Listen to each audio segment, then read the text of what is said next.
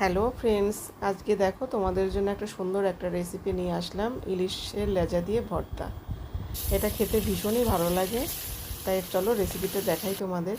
2 piece লেজা আছে, এটা আমি ভালো করে ভেজে নেব তেল দিয়ে। দেখো ভালো করে বেশ কড়া করে আমি ভেজে নিয়েছি। এবার আমি উঠিয়ে নিচ্ছি, নিয়ে ওদিকে এটা ঠান্ডা হোক। তারপরে এখানে দেখো বেশ খানিকটা শুকনো লঙ্কা এটা ভেজে নিলাম তেলে, ওই তেলটা আমার পরে দরকার হবে। এবার দেখো আমি লেজা থেকে এই মাছগুলো এবার আমি ছাড়িয়ে নিচ্ছি।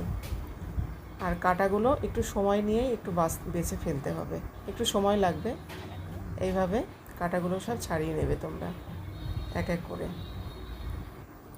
এই দেখো কাঁটাগুলো সব আমার ছাড়ানো হয়ে গেছে। এবার আমি পরিমাণ মতো লবণ দিয়ে দিলাম, আর যে যেমন ঝাল খাবে সে সেরকম নেবে।